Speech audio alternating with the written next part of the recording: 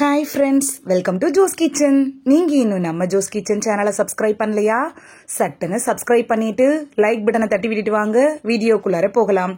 பரங்கிக்காய, அரணைக்காய், அரசனிக்காய், சாம்பல் பூசணி, சிவப்பு பூசணி, மஞ்சள் பூசணி, சர்க்கரை பூசணி அப்படின்னு ஒவ்வொரு ஊருக்கு ஏற்ற மாதிரி ஒவ்வொரு பேர்ல நம்ம கூப்பிடுறோம்.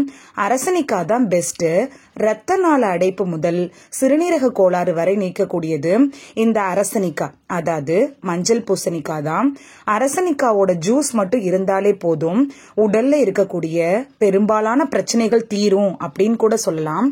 இந்த அரசனிக்கால vitamin B1, B2, B6, vitamin D, vitamin C, beta carotene, நார்ச்சத்து, கனிமச்சத்து, பொட்டாசியம், இரும்புச்சத்து, கால்சியம், காப்பர், ஜிங்க் அப்படின்னு நம்ம அடுக்கிக்கிட்டே போலாம்.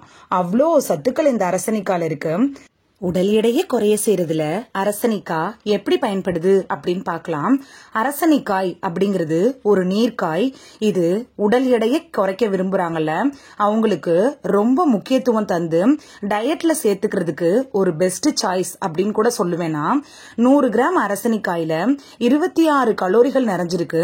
ஆனா கொழுப்பு மட்டும் இந்த அரசனிக்காயில இல்லவே இல்லை. அதிக நார்ச்சத்தும் குறைவான கலோரியும் இருக்கிறதுனால டயட்ல இருக்கிறவங்களுக்கு இது ஒரு பெஸ்ட் சாய்ஸ். இந்த காயில பெக்டின் அப்படிங்கிற வேதிப்பொருள் இருக்கிறதுனால கொழுப்பு சத்து இருந்துச்சுன்னா அதை வெகுவா குறைக்கிறதுக்கு உங்களுக்கு ரொம்ப யூஸ்ஃபுல்லா இருக்கும்.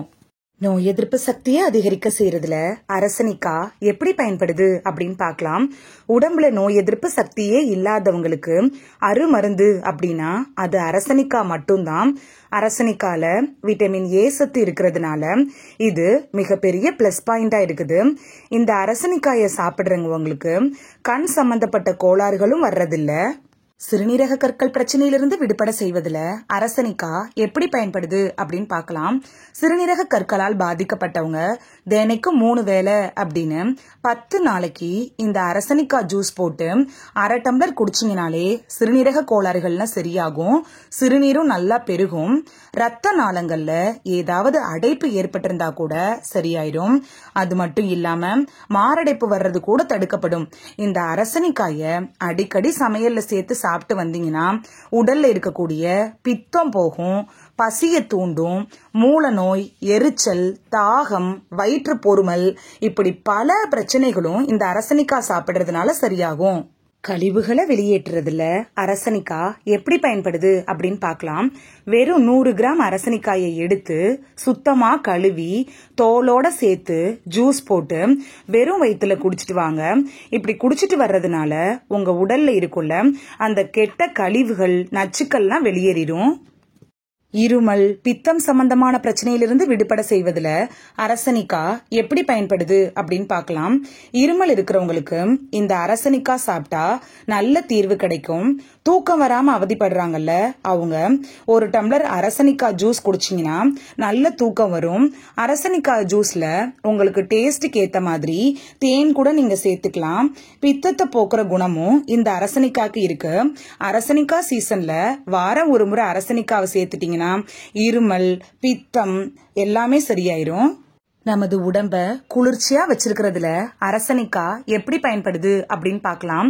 விட்டமின் B, விட்டமின் C இந்த சத்துக்கள்லாம் உடம்புல இருக்கக்கூடிய உஷ்ணத்தை குறைக்கக்கூடிய சக்தி கொண்டவை. இந்த விட்டமின் Bயும் விட்டமின் Cயும் அரசனிக்கால அதிக அளவு இருக்கு.